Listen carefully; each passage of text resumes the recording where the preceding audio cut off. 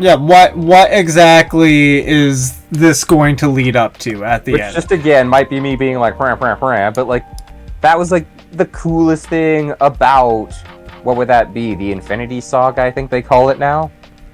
The first 4 phases, I think it was.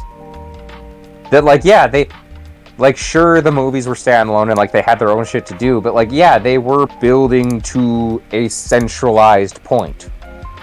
Yeah, they are supposed to all come together at a certain point. Yeah, right? Like, they could all be separate and doing their own thing, but, like, yeah, they are getting tied together, again, to basically build up the team movies so that we don't have to do any build-up in them. Like, again, like, Avengers 1 as a standalone movie feels really weird. But when you've watched Iron Man, Thor, Captain America, and everything, like, up to it, then yeah, you don't need the character build-ups and stuff. They can just jump into the action and, like, we're doing the thing that, like, we're building up to, the big invasion and crap. The big invasion. And then especially, like, after that, when they started... That was the invasion. Movie, was that Thanos or is that Ultron? Avengers 1, it was Loki invading New York with the aid of the Chitauri army given to him by Thanos. So it was an attack endorsed by Thanos, but Thanos didn't actually, like, do the attack. Ah. And then number 2 was, yeah, just was Ultron trying to blow everything up because Ultron determined that that's, like, the only way to properly save the world is if there's nobody left to save.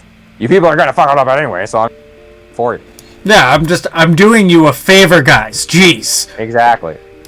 Even though I do kind of agree that, like, Age of Ultron like, wasn't horrid, but, like, they really didn't need to use Ultron for, like, the way that they portrayed him. Yeah, I've heard the same complaint. Like, just because of, like, comic established Ultron isn't an AI. He is a robot with, like, it's not like really artificial. It's okay, so it's the same thing as a Transformer. He's like the same concept as a Transformer, right? Not really. He has no personality. That is the point of Ultron. He is a death bot. He doesn't do the things that he does because he feels their necessity or, like, the way to get things done. He does them because that is the only logical option for what we're doing. Where, like, I do feel that... But, like, that's also just because, like, they used Ultron, but they changed, like, a lot of what Ultron was from, like, from the comic base. Because, like, in comic base, like, the base comic version of Ultron is the robotic assistant of Hank Pym, the Ant-Man. He is a robot that Hank Pym made to help him while he's doing his microscopic research. He has no active personality. He is like an input-output program. It all comes to a head one day when, like, yeah, Hank Pym, in one of his, like, many psychotic episodes, because if you look into, like, comic book Hank Pym, oh my god, is he, like, realistically, like, a horrible and damaged person. Well, like, if you think about it, there's only so many times you can get shrunk down to miniature and brought back to, like, full size without absolutely losing your marbles. Yeah, right?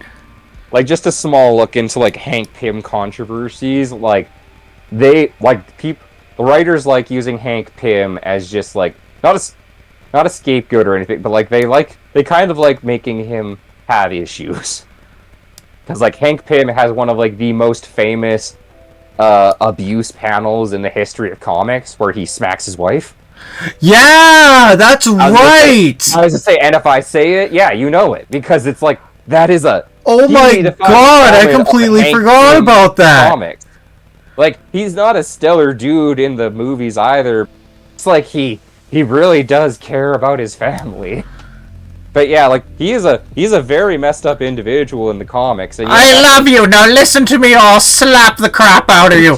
Yeah, slapping your shit because you disrespected me! Even though I think realistically in the comics, even then, they do try to play it off as, like, an emotional accident, but, like, it's horrible either way. I don't want an emotional accident. Just I can't.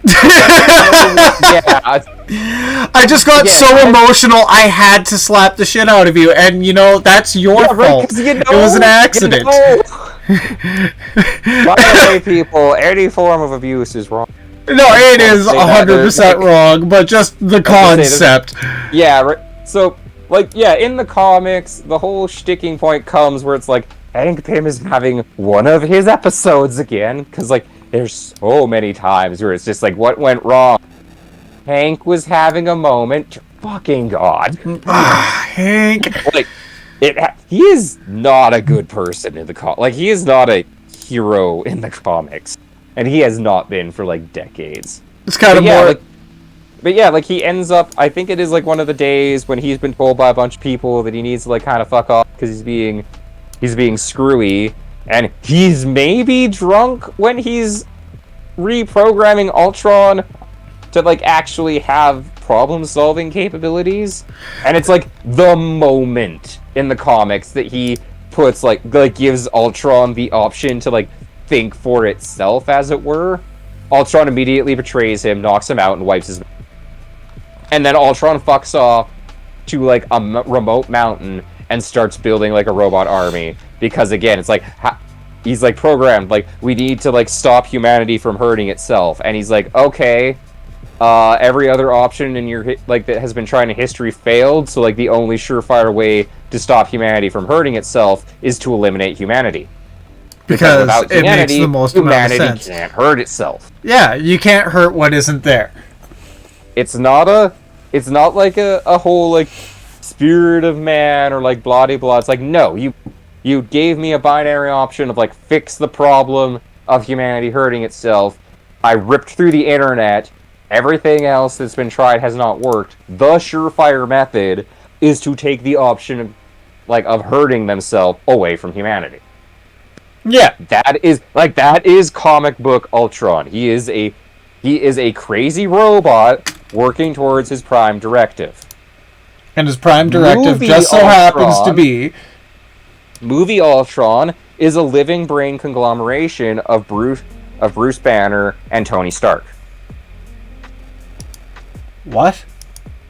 Yes, I bet you didn't... I was gonna say, I bet you 100% didn't pick up on that, but in the movie, the way that, like, when Ultron gets made, he is made by Tony Stark and Bruce Banner examining the Mind Stone, one of the Infinity Stones, as used in Loki's scepter. The one that he used to, like, mind control people in the Avengers. Okay. They break it open. Tony has, like, a line when him and Bruce are examining it, how, like, the crystalline structures of the Mind Stone are reminiscent of a brain, like, of a conscious thing. Okay. So they use the Mind Stone's, like, ultra mystic, like, universal energies of controlling a brain and knowing how to, like, write a brain. And then they combine it with their brain scans. The brain scan time. So they make it's not even an artificial intelligence because of, like, the inclusion of the Mind Stone. Because, like, that's the thing. They say we're making an AI, but, like, due to the very nature of using the Infinity Stones and shit, Ultron's not an AI. He has a fully functioning consciousness and brain. Which is horrifying. Yeah, right. Which, again, is not exactly Ultron, though, too. Like, I feel like they used Ultron and Age of Ultron because of the popularity of the villain. He is, like, one of the Avengers' ultimate enemies because he's too strong on his own. He's too smart. He has a computer for a brain that can calculate out, like, insane amounts of tactics and like, what-if scenarios. At a certain point, he keeps getting his hands on, like, untold amounts of adamantium. Which is just not good. Yeah, right? Like, several times he's ended up with an invincible body. And, like, the only way to actually beat him is to, like, try and purge his brain and programming. But because of his adaptive nature, he keeps out-programming people. And then you get to the point where I think at one point he actually fused his... Like, in the comics, Robot Ultron fuses with, like, Hank Pym. Because Hank's like, it's my fault, I'll contain him. And then they all go evil, because Hank Pym is not somebody to fix things. Because he's already not the best person. Which really sucks, because most of the time he does want to be a really good person, but, like, it just doesn't work that way, my dude. You're just kind of a little ball of just things going wrong. Even a little ball of things going wrong. Shit, people give him crap for, like, trying to be a good person. It's like, just stop trying, Hank. You're not a good person. Yeah. Give it up. Realistically, it's one of those things. I feel really bad for the character of Hank Pym because, like, I really don't think he was supposed to become what he did, but, like... He did. It just kind of spiraled out, and, like, we needed that character for, like, the antagonist, for, like, making story points and stuff, but it's like, yeah, Hank just, like, turned from a hopeful optimist, like, trying to, like, create peace in the world, to, like, just becoming, like, a sociopath or a psychopath or something. Yeah, and please, people, do correct me on comic book information. I would love to have a good knockout, drag-out fight about comic books. Knockout, drag-out fight about comic books. It's actually been so long. I used to have, like, again, good conversations about, like, no, that's not how it works, and you're dumb for thinking that's how the power scaling happens. I have dug my feet in going, like, and where's your research, sir? It's like I love it when watching people, because, like, I have a whole bunch of anime people, of course, that I'm subscribed to on YouTube, and, like, of course, like, just one of the common things is, like, we got tagged in this matchup post or whatever. And one of my favorite ones is always, like, we take these main characters and put them into a room with, like, no powers. Who's walking out, like, no powers skill? Who's walking out alive? Ben 10. And it's, yeah, and I'm just sitting there going, so number one, we have to establish what is a power and what is a physical ability as described in their world. Because did you know what's not actually a real mystic ability for their world? Naruto and the 8th Gates. Those aren't skills or powers to unlock the 8th Gates. Anybody can do it. It's a physical ability. It's just whether or not you can do it. Yeah. Right? No, it's not even that. It's about, like, training. Most people are not trained to know how to open the gates because it becomes physically dangerous because of how the 8 gates work. They destroy your cells from the inside out. So most people just aren't actually trained how to do a lot of the gates because you can so easily hurt yourself. Well, not just hurt yourself, like, completely unalive yourself. Oh, yeah. Yeah, well, again, if you open the final 8th gate, you do just die. The 8th gate, like, there is no real, like, sad to say, because I love it and everything, there is no, like, Mike Guy should have died in the final arc of Naruto. Like, via everything that we were said, like, when he opened that 8th gate, it should have been a glorious phoenix like, beautiful swan song of him just... Again, it was a beautiful swan song of him just absolutely going ham on the strongest person we had ever seen. But also, he shouldn't have survived. Yeah, right? Like, the whole culmination of it was he should have died there absolutely, like, beating Madara to a pulp. That would have been, like, comedic, like, that would have fit. That would have felt nice. Like, it would have worked. I'm sure they could have done some other things too, but, like, yeah. Not that I don't love seeing Mike Guy, like, still alive in his wheelchair and stuff, just, like, you know, having his, like, good old relationship with his wife Kakashi. Yeah, that's right. Wife Kakashi. But like, yeah, right, like, I'm not actually sure what they're officially stated as, but, like, Mike Guy and Kakashi are totally, like, in a relationship. Like, they are totally. I've seen the parts from Boruto. I've seen clips from Boruto. there's no way that they're not, like, at least in some sort of, like, dedicated relationship with each other. Maybe it's not explicitly sexual, but, like, no, they gotta live together, right? Yeah, no, they got it. They gotta find a way to... I was gonna say, the way Kakashi's always pushing him around in his little, like, hair, and he's like, guy, let's go. They're so sweet together. It's so nice. It's so sweet. But yeah, so, like, they have matchups like that. It's like, so yeah, no powers, just, like, martial abilities. Well, again, do you count, like, say if Rock Lee's in there, do you count Rock Lee's ability to open the 8 gates as a power or part of his martial ability? Because I believe in the description of Naruto, it's just an extension of his physical ability, because chakra isn't a mana pool that some people have access to in Naruto. It is a living biological function of your being.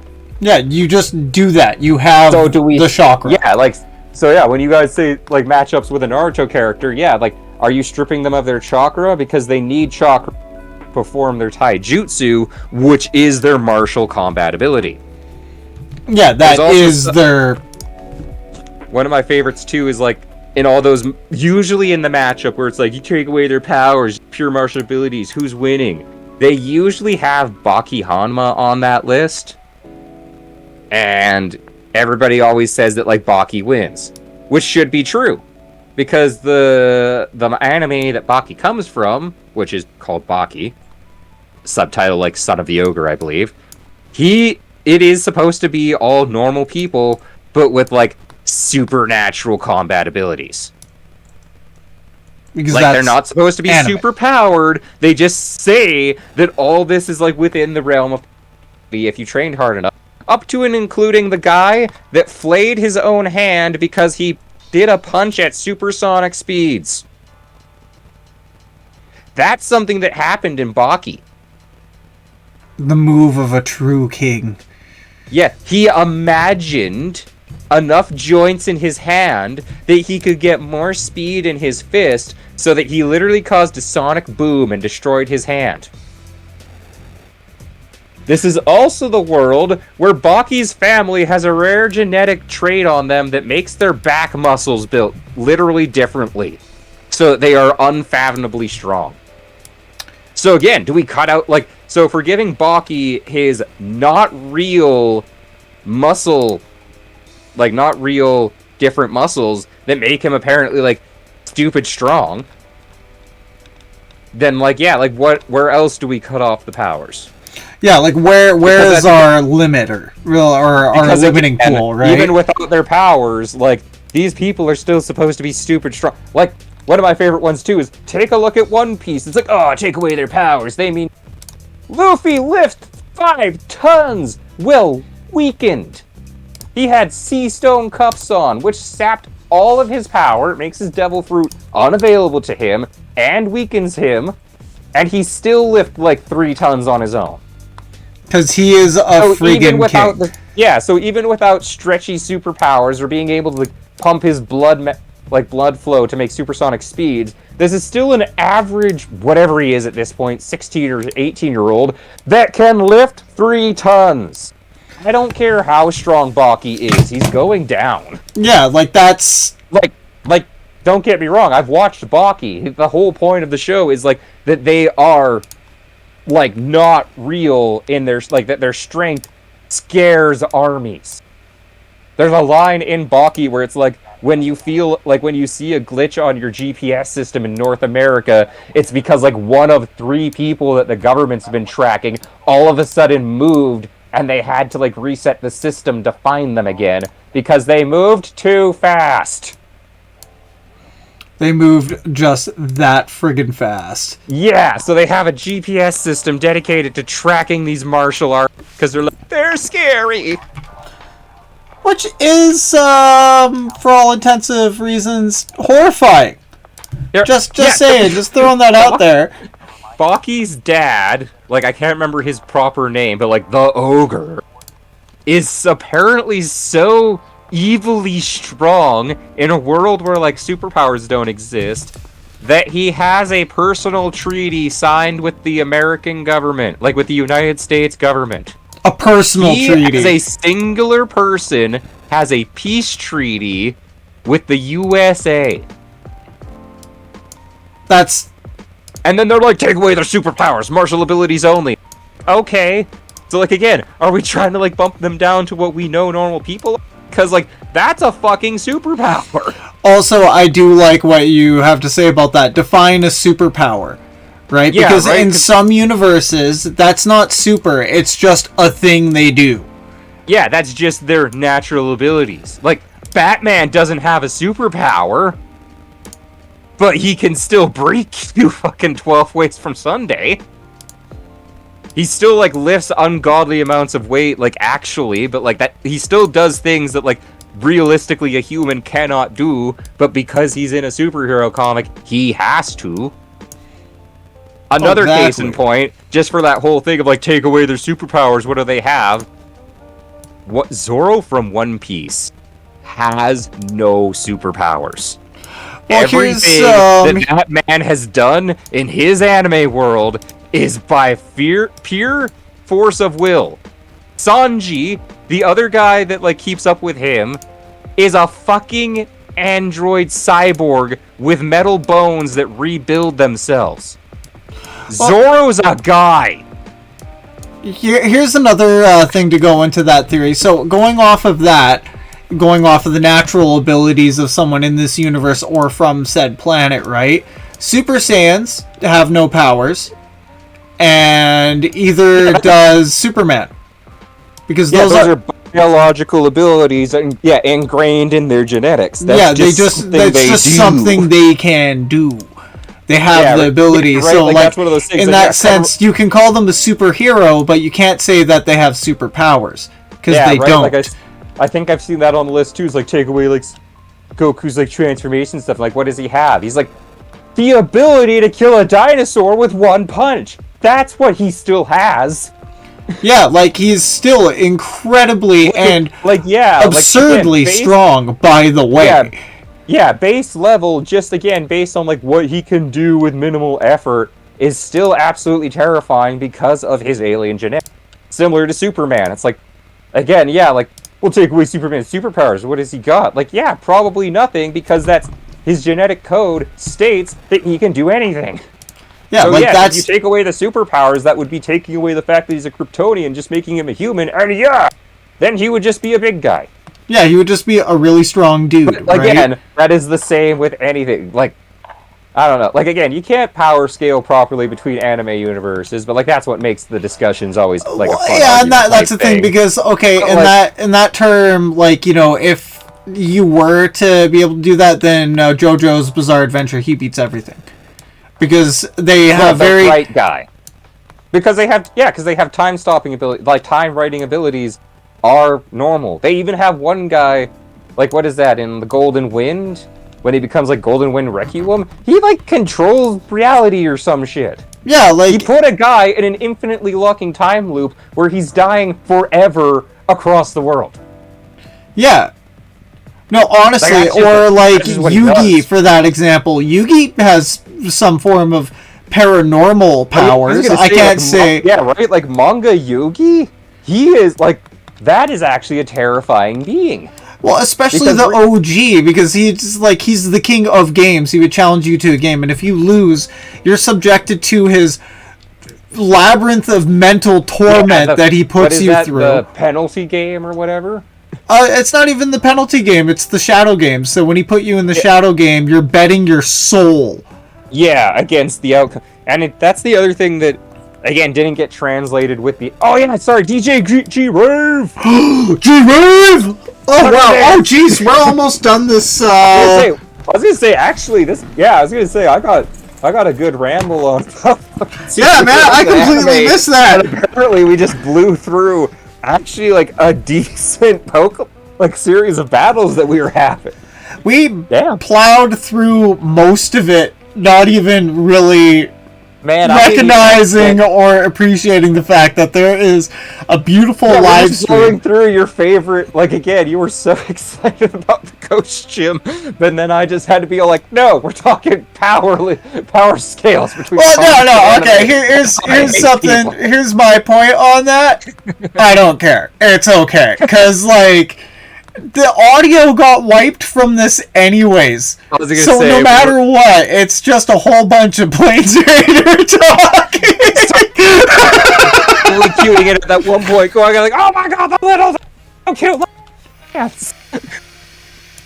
That's probably like the best, most coherent part on my side of this conversation, really. I think it was like a lot of like waiting for you again. You were excited about the ghost, and then the DJ G-RAVE coming up and like, oh my god, that is like the best thing. That is the best thing. Better than the stoner MC Sledge. Oh yeah, MC Sledge. Or Sedge, or whatever his name is. Get sledged, y'all!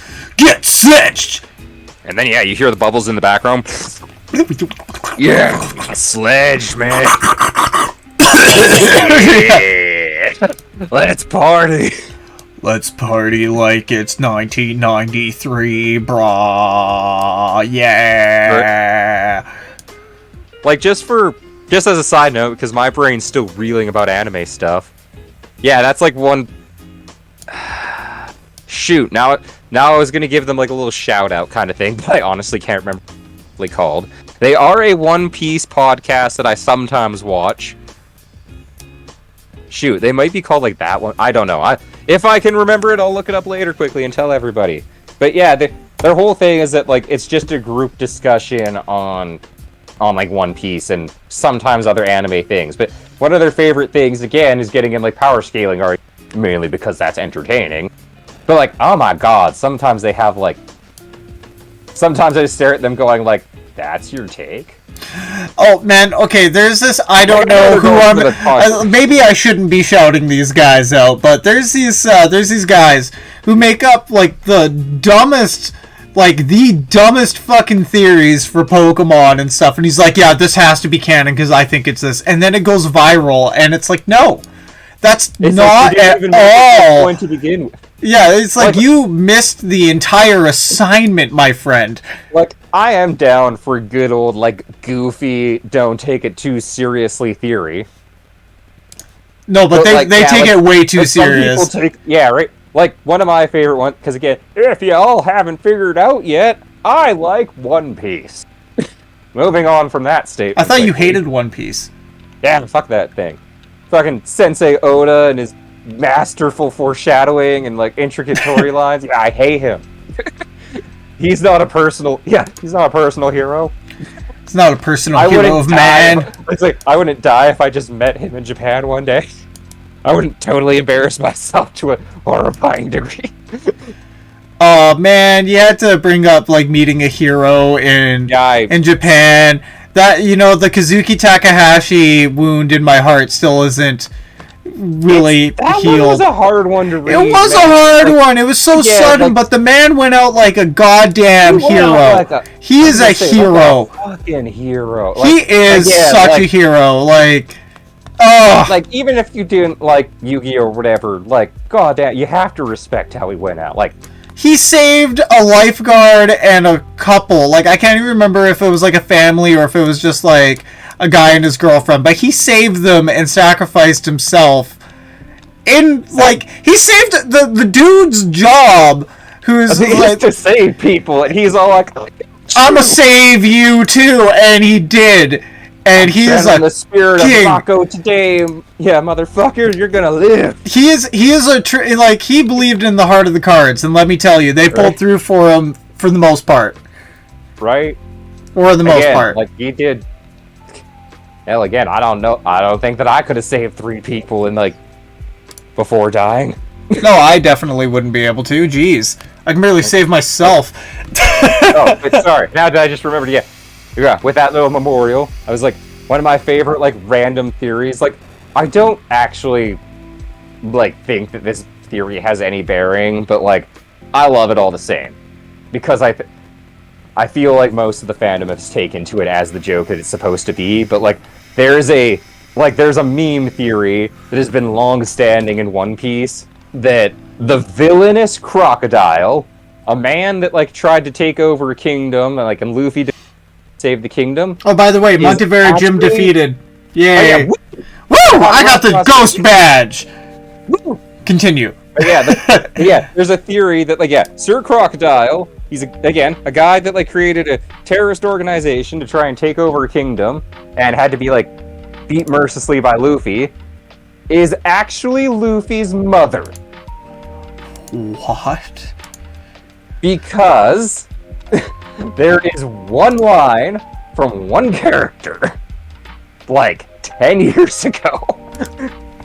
What? There's another character in One Piece. Their name is I can't remember. Like the two parts of their name, but they're like Ivanka. Ivanka. Yeah. Oh dang. Now I just feel so bad because of how I've forgotten the full name. But Ivanka is king of Newkama Island. Like blah de blah. I don't know the more subtle way to say this. He is the king of the transvestites in One Piece land. I think that's the PC way of saying it. I think trans, it's trans, right? So yeah, like just know if you are offended, we mean no offended. Please correct us in the comments. Let me know. Like I've been trying to figure out like the proper way to refer to like Bonsama and Ivanka for a while, just because like they are. I don't know, like Bonsam is not gay as far as I know. Like they label them as Okamas, I think, which is a Japanese term, which I think translates to the idea of like a transvestite. I think it's like a cultural concept, and I don't know if they line up right. Again, please correct me. I like to learn this stuff. But anyway, we would rather be corrected than be continually offensive. So please, please correct it. Please correct us. I would rather be told than like think that I'm saying something that like is neutral and it not be. Yeah, and it not being like a supported thing. Yeah. So blah blah blah. Ivanka has a what is it? They have the hormone fruit. So like their devil fruit ability is actually being able to like mess with and inject hormones of various types or like body chemicals either in their body or in other people's bodies. So one of the first ways that this is shown is he can almost, or they can, I guess. I shouldn't say that because they've changed their gender in the show. They can change somebody's gender by like giving them a complete hormone treatment with their superpowers. They can also give you the most terrifying like adrenaline rush in your life. An adrenaline rush that you don't know whether or not you're going to come back from. Yeah, right? Like Luffy almost died. Like when they introduced Ivanka, one of the main things that he did was Luffy's like almost dying from poison and like just exhaustion and stuff. So yeah, so Ivanka gives him an injection of like hormones and stuff that like up his body's recuperation rate. He's like, again, like I hyper kicked his metabolism into like super drive to try and get him to heal, but now it's up to him. Like I gave his body every chemical advantage. And yeah, one of their things is like when they end up escaping the prison that they meet Ivanka in, they also Crocodile out, and I think Crocodile tries saying something like offhand, and Ivanka's like, oh, like, do you really want to be talking like that, Crocky boy? Like, maybe I'll just, like, go and reveal your secrets then or something. He's like, you better fucking not. And it's, like, one panel. Those are, like, the two lines. And from that, we have spiraled out to one of the most amazing theories that Crocodile is Luffy's dad. Or is Luffy's mom. Because his dad is the Revolutionary Army leader, Dragon. So we know that one.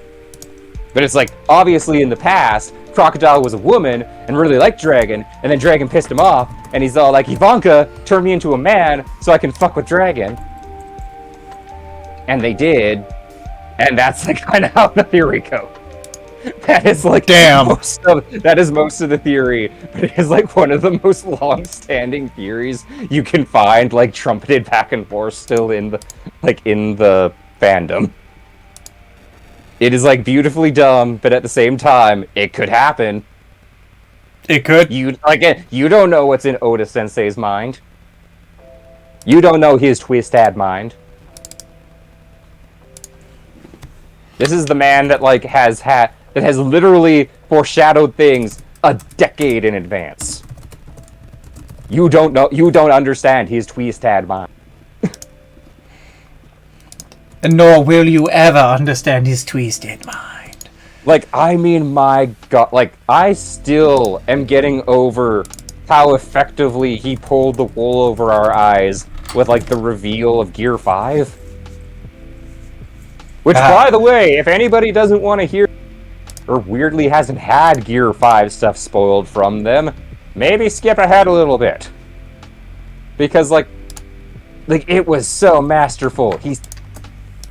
I still can't get it. Like, 25 years to reveal this. The freaking madman. Because, like, when One Piece started, what's the whole thing? Luffy's a rubber boy. He ate the gum gum fruit, which is the rubber. And he stretches like a rubber man. Literally stated in, like, I think interviews with Oda, how he wanted to give Luffy a silly superpower because, like, all the other shonens had, like, real powers and stuff, and, like, he wanted to be goofy with it. Yeah. And he's like, what's goofier than, like, what's your special ability? I stretch so far that I can hit you like a... I can hit you from the other side of the planet. Yeah, right? Essentially. And there are tons of other, like, little moments in the story where they put this, but, like, just the fact how they build that up, it's like, yeah, you're a rubber man. It's like, no. Luffy never had the power of being made out of rubber. He is a Looney Tune. Yeah, he's the god of freedom or something like that. Yes, I believe, like, in the wording of One Piece, Luffy ate the the mythical human fruit, model Nika. Nika is described in One Piece as the god of the sun and freedom. Like, freedom, liberation, and the sun. Yeah. And it was one of those things where it's like, yeah, he never had the power of... It's like, duh, he lights his hand on fire. Like, there's literally a move where he lights his hand on fire, and I felt so bad about it because I looked it up a couple of times trying to remember how he explained he did it before they revealed Gear 5, and it's like, yeah, no. He just lit his hand up. Like, I think at one point they described it as, like, him throwing his fist so hard that it caused, like, friction in the air, which bursted some heat, and it was, like, a legacy to his brother Ace, who had, like, the flame fruit. But, like, no! That was bullshit! He just lit his hand on fire because he's a Looney Tune out of the sun. Yeah, he was just like, yep, this is how I do, right? One of his big attacks that has been around for a while, and we accepted this. It's, like, Gear 3 is called Bone Balloon. The whole idea was, like, as it was explained, was Luffy would inhale an extreme amount of air, and then he would, like, bite his thumb and blow the air into his bones at, like a balloon. This would cause his hand to swell up to the size of a giant, and then he would punch you with the force of a giant. Because you can do that. He added mass to his hand with air, and we accepted it. Well, there's really no other option but to accept it. Right. Let's be honest here. Yeah, right. It's like, yeah, no, like, rubber can't do that, guys. Come on. And we're like, well, duh, but, like, you don't have to make us feel dumb. Yeah, you don't have to try it, like, jeez. I was gonna say, just like the laughing at it, like, of course it's not real rubber powers. He does crazy. His shit is too crazy. It's far too crazy. And then, yeah, I am so on board with Luffy just being a Looney Tune. Like, it makes, like, for some terrific fight scenes and stuff. Like, I love Looney Tune God Luffy. Looney Tune God Luffy is... Especially because of the idea he's a vibe. I'll just put it that way. He's a vibe on his own. Oh, especially considering that, again, like, One Piece is all loony and whatnot. Like, it is meant to be a cartoon. But, like, the way that Luffy breaks reality with his fruit, and, like, other people have to deal with that in, like, a semi-logical way. Yeah, it almost makes you feel bad for him, right? Like, one of Luffy's attacks when he's in Gear 5, like, activating his Looney Tunes powers, is, like, he punches you, but he punches through you? Like, his powers kind of turn you to rubber, so he punches you, and then your chest goes flying back with his fist, and then you all snap back to together, and then you just have to deal with the fact that your a fist-sized hole in your rib cage just got hit fucking 6 feet behind you, and then snapped back into place. Which is a horrifying concept. Yeah, you just have to figure out how to process that level of pain. Yeah, just... I think he did that to, one of the Admiral... the recent chapters, but he hit him in the head. And his head just, flung out, and then... Yeah, at some point they're like, what's his ass? Can you get up? And he's just laying on the ground. He's like, give me a minute. Just... It's I'm not doing well. Literally a minute, please. My head just got stretched out over 4 feet. I need to cope. I need some time. I just need just a few minutes, please. Yeah, right. Not a lot. Not a lot. Just enough. Again, crazy shit's going down. Yeah, some crazy shit just befell my poor being here. So Yeah, right, as I just, again, try to just come to details with what happened to me. It's what just happened to me? There we go. Yeah, they even have... What is it? It's a frame that has been, making the rounds on YouTube that I've seen. Where it's an impact frame of Luffy actually hitting somebody while in Gear 5, and they go the extra mile on it to show how he is a Looney Tunes god. He's all jumping around and bouncing around and he's laughing and stuff, but then he goes to work and he's terrifying. Well, let's be honest. Let's say there was a creature that existed that even if you dropped an anvil on it, it wouldn't die. It would just go flat, get back up, and get mad. Not entirely that. He would do that, and then he would get up and make an anvil out of nothing and drop it on you. Because so far we've seen that's how we do. Because so far there's been a couple of moments where Luffy has just made objects while he's activated Gear 5. There's a scene where he just pulls out a bat, a set of goggles, and a batting helmet, and he didn't make them out of anything. It's just for the sake of the gag that he's going for. Well, that's Looney Tunes logic for you, though, right? Yeah, but it's Looney Tunes, so it makes perfect sense. That is how he would do it. 100% how you would do it. As I say, again, I'm loving, I love Looney Tunes One Piece. It works so well with what he was going for. Blah blah.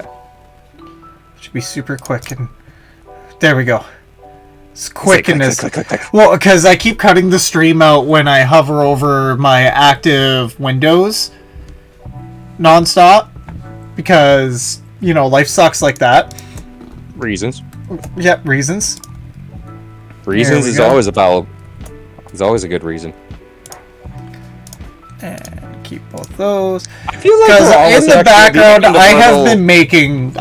I've been a busy boy in the background here during my conversation. I've been making planes, beautiful planes avatar.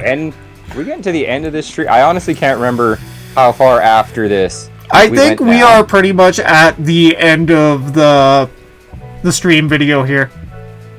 I'm fairly certain at the very least. Yeah, I just say that because I'm pretty soon here we're just gonna be talking about our stuffs in the background and stuff, and then it's just gonna be a blank screen. We're gonna be wait, what? Or it's just what is happening? Wait, I'm so confused. I'm just so confused. Okay, murder balloons. Run, child, run. Good child, run from the murder balloons. Yes, run. Go hang out with the abominable tree man instead. They're safe. Yes, it's always about the abominable tree man. Also, I know we said it before in some of our things, but my damn, did those special herbs add oomph to your guy's jump? Oh, did they ever? Right? It's not just a little increase. That's quite the big jumps, really. No, they are. Like right, like that is impressive. Also, like, again, I love all like the random bits they've added to this game. They they make me laugh so hard. Like, again, just the aspect. We need to defeat these super titan Pokemon because we need the super herbs to make sandwiches because they'll make my dog feel better. Yeah, I feel for that guy. You're in the Pokemon world with like the most amazing free healthcare system that has like ever been imagined. How can nobody help your dog except for going through like chasing these like kind of legendary herbs? Because he does have a book on them, but like if we're just letting these Titans run around so much, then like they can't be that. So, and like there's a little bit of a mystery to them too, so I'm assuming it's not a new book. No, it's got to be like an old book, right? I would assume, but like, yeah, I love that. And then he's like, "Yeah, feed it to my dog because it makes me feel better." But then he gets like really offended. Pokemon always wants a sandwich too. Yeah, he just gets so mad about it. He's like, "How dare you feed my?" He doesn't even enjoy the sandwich. It's a jerk. He just doesn't even taste it. And then his dog eats it and he's like, "He roughed! It's the first time I've heard him rough in decades!" Well, this is the first time I've seen my lizard run since I met him. So, meh, sir, meh. And with that, that is it's the end of the stream! Wow! Well, thank y'all for joining us on the re-commentary of a previous thing. Yeah, what a lovely adventure that was. Yeah, our little podcast-esque ramble session. Yeah, ramble session. As we stated at the top of the episode, please join us every Saturday at around 8 to 8:30 PST. Yeah, yes, PST. 9 to 9:30. Yeah, 8 to 8:30 PST. Yeah, same girl. Same girl time. Same girl channel.